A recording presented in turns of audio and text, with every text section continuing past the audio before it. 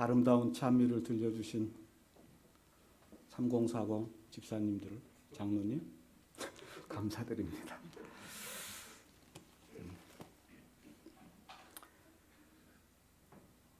언젠가 사모님께서 그런 말씀을 하셨습니다. 교회에 코로나가 좀 이렇게 여러 사람들이 감염이 됐을 때 사모님께서 농담 반 진담 반 우리 장로님들이 좀 설교를 한 분씩 좀 준비를 해놔야 될 것 같다. 왜냐하면 만약에 목사님이 코로나에 감염이 되시면 결국은 장로님들이 설교를 해야 되니까 설교를 좀 준비를 해놨으면 좋겠다라고 그렇게 말씀을 하시더라고요. 지나가는 말로 말씀을 하셨습니다. 그런데 제가 개인적으로 생각할 때 그럴 수도 있겠구나라고 생각을 했어요. 근데 생각보다 빨리 제가 여러분 앞에 말씀을 가지고 섰습니다. 어찌됐든 이 아름다운 안식일 하나님께 경배드리고 또 예배에 참석하신 온라인 오프라인으로 참석하신 모든 분들을 환영합니다. 자, 오늘은 요한복음 17장 4절로 5절에 있는 말씀입니다. 아버지께서 내게 하라고 주신 일을 내가 이루어 아버지를 이 세상에서 영화롭게 하였사오니 아버지여 창세전에 내가 아버지와 함께 가졌던 영화로서 지금도 아버지와 함께 나를 영화롭게 하옵소서. 저는 이 아침 본문 말씀을 이용하여서 세월을 아끼라라는 주제의 말씀으로 그렇게 아낀 시간과 세월들을 어떻게 활용하는 것이 하나님의 뜻일까에 대해서 좀 은혜를 나누고자 합니다. 세상에서 가장 한가한 사람 하면 떠오르는 이미지가 있습니까?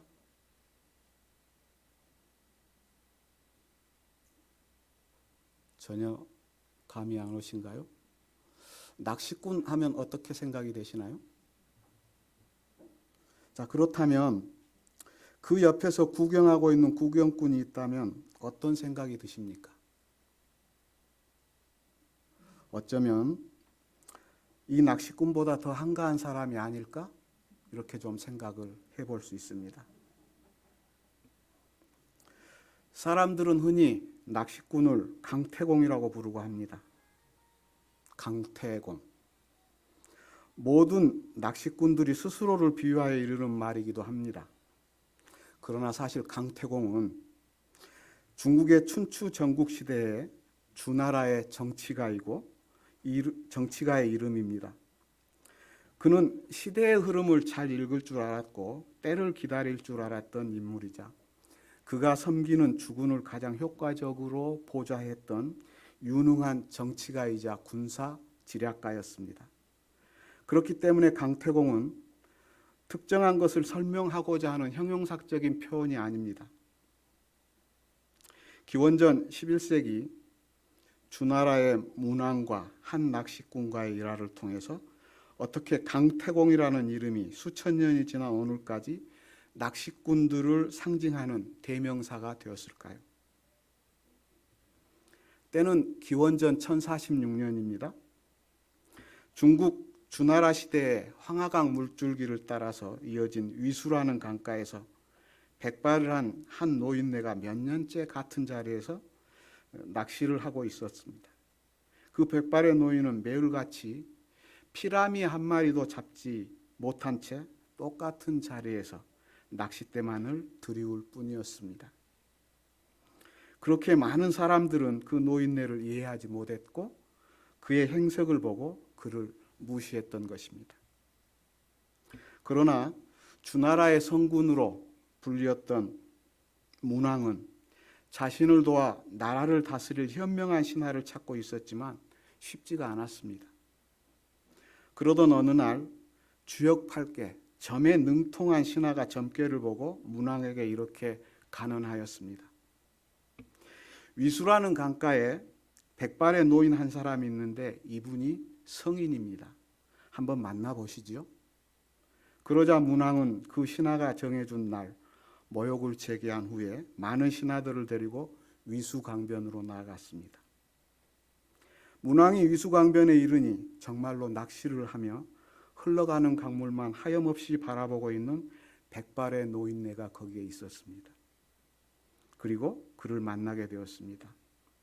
백발의 노인과 몇 마디 이야기를 나누어 보고서는 그가 보통 인물이 아니다는 것을 깨달았습니다. 문왕은 그 노인에게 이렇게 말합니다. 나의 선왕인 태공께서 후세에 반드시 이 주나라의 성인이 찾아올 것이다. 그리고 그를 통해서 주나라가 번성할 것이다 라고 말했는데 그 성인이 바로 당신입니다.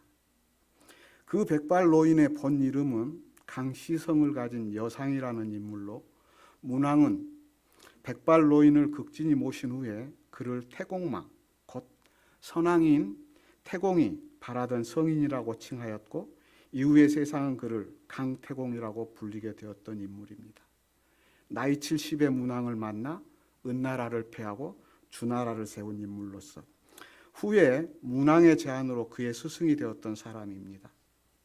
따라서 낚시꾼들에게 강태공이라 함은 강여상이 문왕을 만나기 전 늘 강가에서 때를 기다리며 물고기를 낚았다는 데서 비롯되었지만 현재 사람들이 사용하는 의미와는 조금 달리 낚시를 하는 성인 또는 큰 뜻을 품고 있는 인물쯤으로 생각할 수 있겠습니다. 어느 화창하고 아름다운 봄날 한 사람이 저수지에서 따사로운 봄 기운을 맞으며 낚시를 즐기고 있었습니다. 언제부터인가 그 사람 곁에 구경꾼이 한 사람 서 있게 되었고 이내 이 구경꾼이 자꾸만 신경이 쓰였던 낚시꾼은 그 사람에게 요즘 사는 게 좀 어떠십니까? 라고 질문을 했습니다. 그랬더니 그 구경꾼이 사는 게 너무 정신이 없다. 시간은 또 왜 이렇게 빨리 가는지 시간이 없어 죽겠다. 이렇게 말하더라는 것입니다. 그렇습니다. 현대를 살아가는 현대인들은 무의식적으로 시간이 없다, 바쁘다라는 말을 입에 달고 살아가고 있습니다. 이런 말들을 듣는 사람에 따라서는 그 사람이 굉장히 성실하게 열심히 살아가고 있다고 들릴 수도 있겠으나 또 그렇지 않는 경우들도 종종 있습니다. 우리에게 시간이란 무엇인가요? 어려운가요? 질문이? 태양을 따라 그림자가 움직여가는 동안에 시계가 똑딱똑딱 거리며 내는 소리인가? 일반적으로 생각하고 있는 시계나 달력은 시간을 알 수 있도록 기록하는 기계적인 방법이지 시간 그 자체는 아닌 것입니다. 시간이란 어떤 일이 발생된 기간의 범위를 뜻하며 그 일에 사용된 기간을 시간이라고 말할 수 있습니다. 성경에는 시간을 나타내는 말로 크로노스와 카이로스라는 두 가지의 헬라어를 사용하고 있습니다. 크로노스는 일상적인 사건들과 시계로 표시되는 시간이며 일정한 기간이나 간격을 말합니다. 그렇다면 카이로스는 개인이나 민족의 삶 속에서 특별한 사건이나 시절을 뜻하며 마가복음 11장 13절에 예수님께서 언급하신 것처럼 잎사귀는 무성하나 무화과의 때가 아니라 열매를 얻지 못함과 같다라는 시기적으로 적절한 때 또는 특정한 기회를 말하고 있습니다. 예수 그리스도를 믿는 믿음을 통해 구원받은 성도들이 하나님의 나라를 기다리는 것, 곧 우리 주님의 재림의 때가 바로 하나님의 때, 하나님의 시간인 카이로스라고 말할 수 있겠습니다. 그렇다면 시간과 기회는 같은 말일까요? 그렇습니다.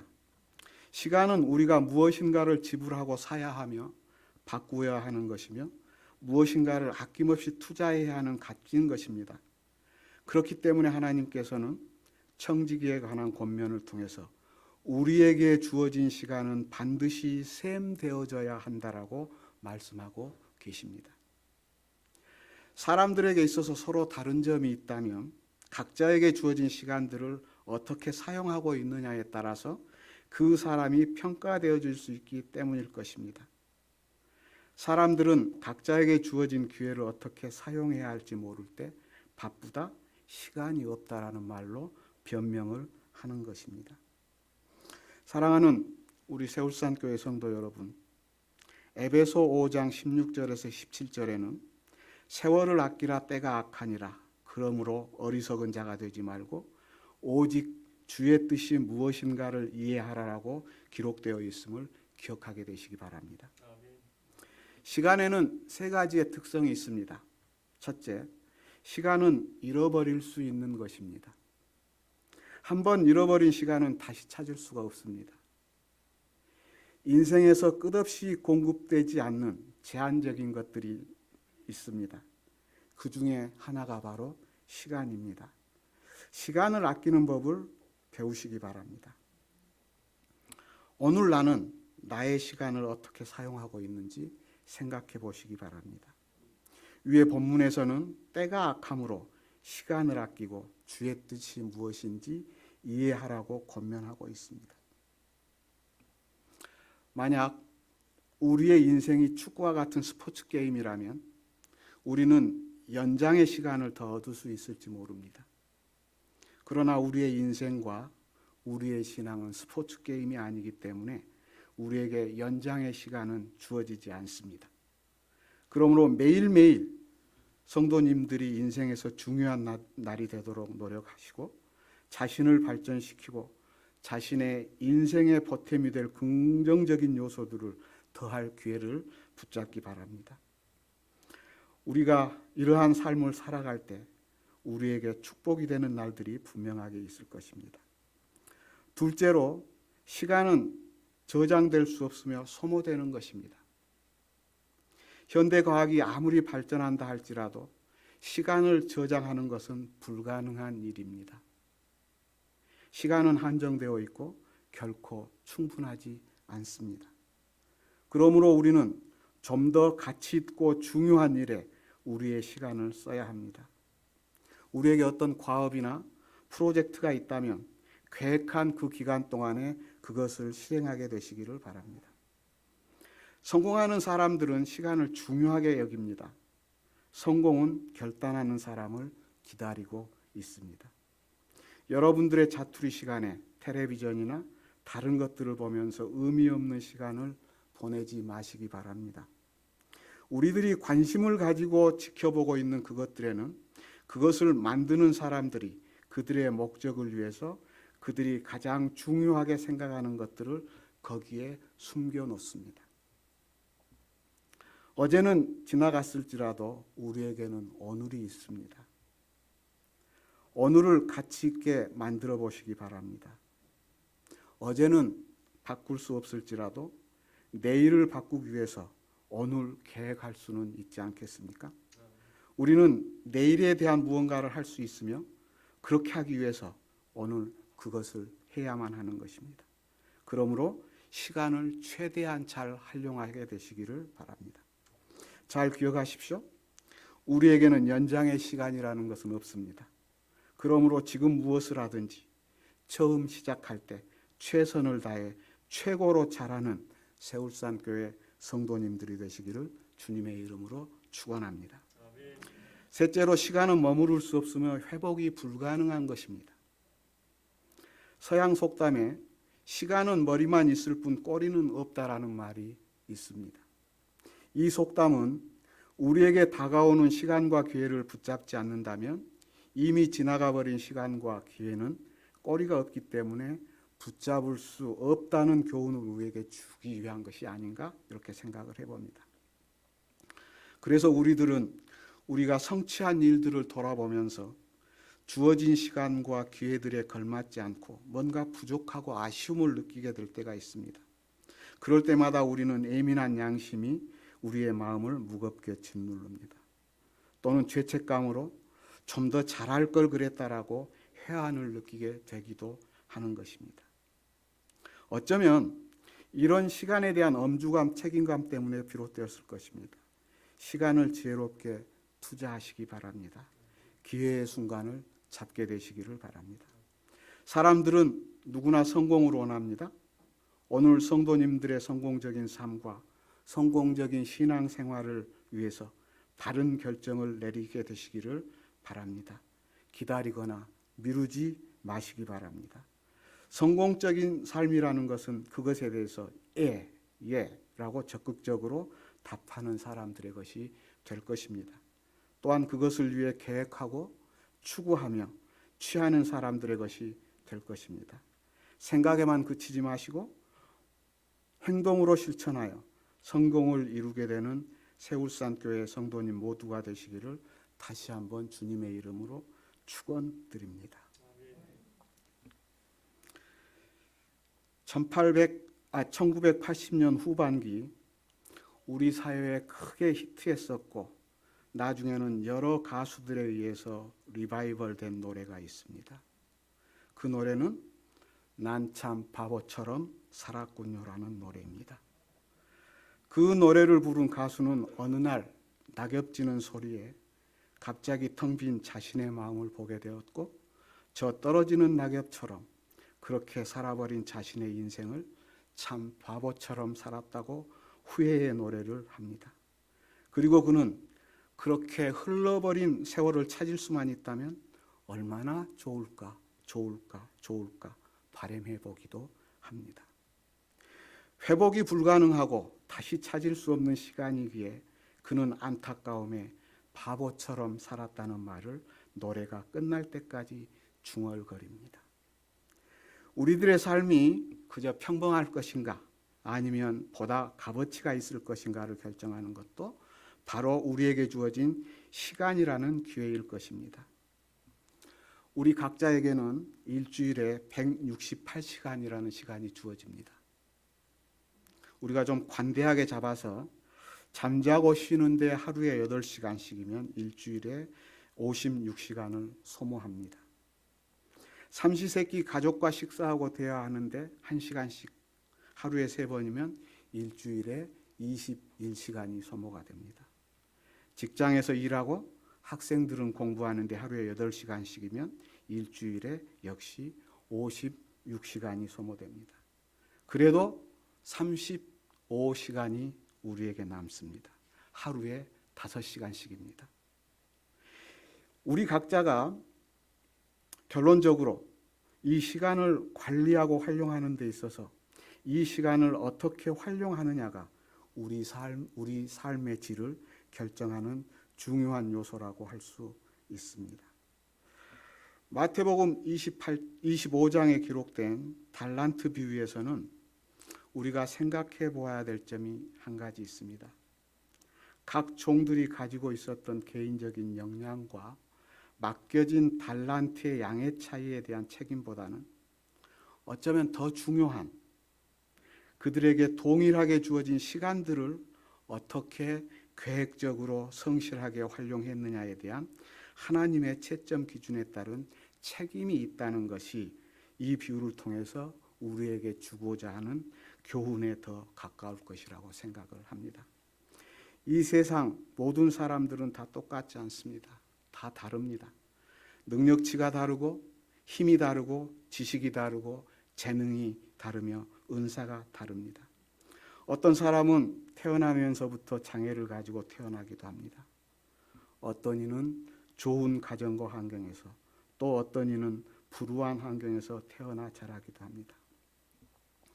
그러므로 인생들을 향한 하나님의 평가는 결코 절대평가로 이루어지지 않습니다. 이 절대평가란 일종의 수능시험과 같은 것을 말하며 세상적인 제도하에서 치러지는 모든 시험들에 국한됩니다. 모든 사람들은 똑같은 시험지로 시험을 보고 그 결과에 따라 각 개인의 능력이 평가되어지는 것을 말하며 그 결과로 한 사람의 인생이 결정되는 이런 종류의 절대평가에서는 항상 환경이 더 좋고 우월한 머리를 가진 사람들이 더 높은 평가를 받게 되어 있습니다. 그러나 하나님께서는 우리 각 개인 한 사람 한 사람의 가치로 평가한다는 사실을 기억하게 되시기를 바랍니다. 영어로 재능을 뜻하는 탤런트라는 말은 성경의 달란트라는 단어에서 나온 것입니다. 때문에 우리는 성경에서 달란트라는 단어가 나오면 자동적으로 재능이라고 머릿속에서 번역되어 나오게 되는 것입니다. 일반적으로 예수님께서 말씀하신 달란트의 비유는 그리스도인들에게 하나님께서 주신 각 개인의 능력과 은사 혹은 사명으로 이해합니다. 또한 각 사람에게 주신 그것들을 땅에 묻어두지 말고 열심히 개발하여서 많은 열매를 맺으라는 뜻으로도 해석합니다. 맞습니다. 달란트의 비유는 이런 방식으로 해석한다 할지라도 전혀 이상하지 않습니다. 그러나 오늘 우리가 잊지 말아야 할 분명한 사실은 이 달란트의 비유는 하나님의 시간, 곧 예수님께서 제자들에게 종말과 재림에 관한 가르침 가운데서 등장하는 비유라는 사실입니다. 이 아침 제가 성도님들과 나누고자 하는 말씀의 핵심이 바로 여기에 있습니다. 달란트의 비유는 마지막 때를 대하는 우리들의 자세가 어떠해야 되는지에 대한 것입니다. 먼저 성경에 나오는 달란트는 돈 그리고 화폐의 단위입니다. 이 비유에 나오는 주인은 타국으로 멀리 여행을 떠나면서 자신이 신뢰하는 세 명의 종들에게 각각 차등하여서 5달란트, 2달란트, 1달란트씩의 투자금을 맡겼습니다. 참고로 제가 설교를 준비하면서 그동안 달란트 말은 많이 들었지만 과연 우리가 1달란트의 값어치가 어느 정도 될까? 물론 어렴풋이 알고는 있었지만 꽤 엄청난 분량의 돈이라는 것 정도는 알고 있었지만 한번 정확하게 알고 싶어서 검색을 좀 해봤습니다. 1달란트에 대한 위키피디아 백과사전에는 이러한 내용이 있었습니다. 화폐의 단위로 사용될 때 달란트는 금 1달란트의 가치를 말하며 전문가들에 의하면 금 1달란트는 보통 금 33kg 정도라고 말한다. 1달란트가 순금 33kg를 이야기를 한다는 것입니다. 그래서 또다시 검색했습니다. 한국금거래소에서 2022년 4월 6일 기준으로 우리나라 현재 금 국내 도매 가격은 1g당 85,733원입니다. 이 가격을 적용하면 금 1kg에 8,573만 3천원에 해당합니다. 이 비율을 1달란트, 금 33kg에 적용한다면 약 28억 2,900만 원이라는 엄청난 금액이 나옵니다. 1달란트의 가치가 28억 2,900만 원이라는 것입니다. 주인은 왜 3명의 종들에게 다 다르게 사업 자금을 주었을까요? 그것은 그들의 재능대로 주었을 것입니다. 다시 말해 개인의 능력에 따라 각 사람에게 맞추어 나누어 주었다는 것입니다. 더 큰 능력이 있는 사람에게는 더 많이 맡기고 그렇지 않은 사람에게는 적게 맡겼습니다. 그러나 우리가 여기서 중요하게 생각해야 하는 것은 각 종들이 가지고 있었던 그들의 재능보다는 그들이 그것을 어떻게 활용하였느냐에 달려 있다는 것입니다. 이렇듯 하나님의 평가의 기준은 얼마나 많이 가지고 있느냐에 있지 않고 그 대신 어떻게 활용하였는지가 하나님의 기준이 되는 것입니다. 5달란트를 받은 자는 5달란트의 이윤을 남겼습니다. 만약 얼마가 기준이었다면 하나님은 가장 많은 달란트의 이윤을 남긴 이 종에게 몇 배의 칭찬과 상을 내리셨을 것입니다. 하지만 그렇게 하지 않으셨습니다. 2달란트를 남긴 종에게도 동일한 칭찬과 상을 베푸셨습니다.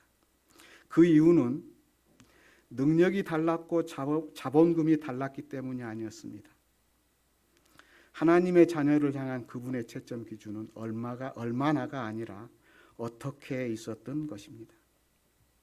얼마나 근사하고 크게 성공했는가 하는 것은 우리를 향한 하나님의 관심이 아닙니다. 우리에게 주어진 하루하루의 시간 가운데서 주님이 주신 건강과 시간과 은혜와 축복과 믿음과 사랑을 가지고 성령의 도우심에 따라 어떻게 다른 이들과 이것을 나누며 보람되고 의미 있게 살아왔는가, 이것이 바로 오늘 우리를 향한 하나님의 최대의 관심사이며 평가의 기준이 될 것입니다. 여기 시간 활용에 대한 건설적인 세 가지의 제안이 있어서 소개를 해드립니다. 첫 번째, 새어나가지 않게 할 것입니다. 작은 시간과 짜투리 시간을 효과적으로 활용해야 합니다. 감리교를 창설한 존 웨슬리는 자기의 생활을 5분 단위로 나누어 놓고 그 중에 한 부분이라도 게으르거나 의미 없이 지나쳤다면 자신을 엄하게 꾸짖었다고 합니다. 우리는 어쩌면 이런 일들이 피곤한 일이라고 생각할 수 있습니다. 그러나 그렇게 하려고 노력하는 것이 잘못된 일은 아닐 것입니다. 우리의 마음으로부터 목적의식을 가지고 자투리의 시간의 유출을 막아야 할 것입니다. 두 번째 제안은 우선순위를 배울 것입니다. 바보란 겉모습만으로 결정되는 것이 아닙니다. 일의 균형을 잃어버린 사람을 가리키는 것입니다. 2차적인 일들의 시간을 빼앗겨서 우선적인 일들을 관가해버리는 경향이 있는 이런 불행한 사람들이 혹시 오늘 우리가 아닐지 이렇게 좀 생각을 해봅니다. 만약 우리가 우선순위를 혼동하게 된다면 앞에서 말씀드린 그 가수처럼 우리는 어느 날 불현듯 갑자기 텅 빈 우리 자신의 마음을 보게 될 것이며 떨어지는 그 낙엽처럼 그렇게 살아버린 자신의 인생을 참 바보처럼 살았다고 후회하게 될 것입니다. 그리고 그렇게 흘러버린 세월을 찾을 수만 있다면 얼마나 좋을까라고 속상해하며 회복이 불가능하고 다시 찾을 수 없는 시간들이기에 지난 날을 바보처럼 살았다고 한숨 짓게 될 것입니다.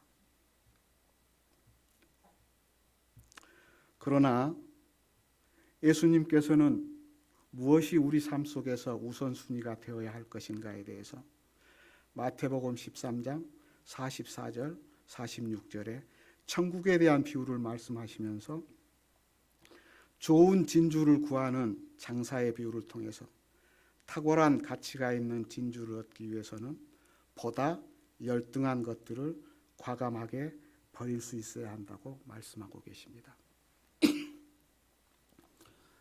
여기서 우리는 무엇이 중요한디라는 말을 생각해 볼 수 있습니다. 세 번째 제안은 계획을 시작하라는 것입니다. 시간이 없다, 바쁘다, 이러한 말들은 계획이 없다, 목적이 없다라는 말과 같습니다.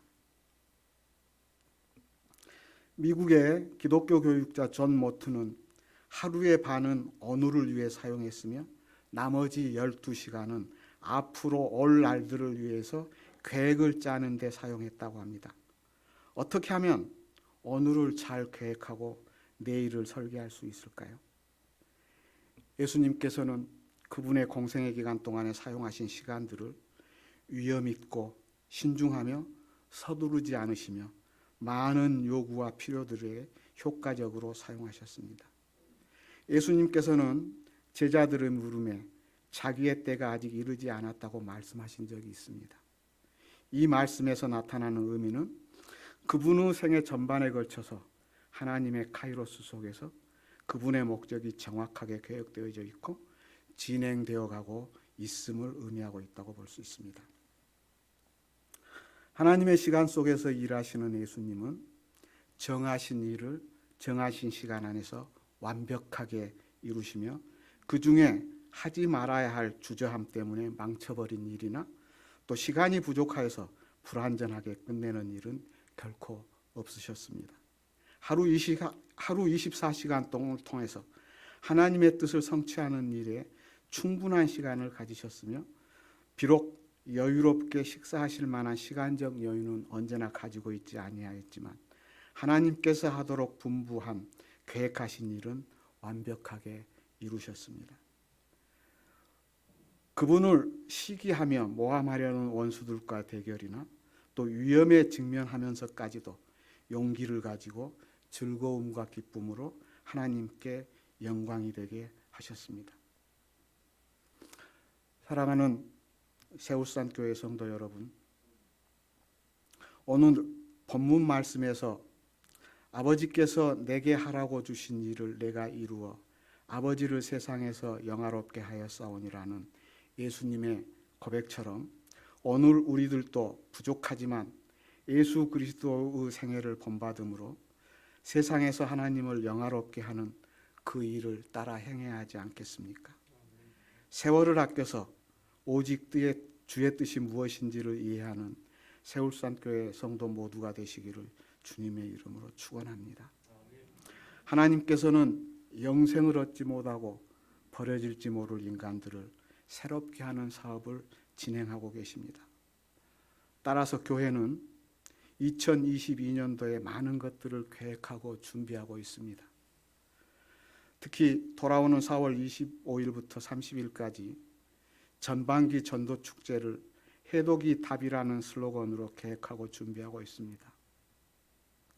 우리의 무지와 무절제함으로 망가져가는 우리의 몸을 하나님께서 우리에게 허락하신 원래의 건강한 모습으로 되돌리려는 목적과 더 궁극적으로는 보다 많은 영혼들에게 요한복음 17장 3절 영생은 곧 유일하신 참 하나님과 그 보내신 자 예수 그리스도를 아는 것이니이다 라는 말씀에 근거해서 영생을 소개하여 그것을 알게 하기 위함일 것입니다.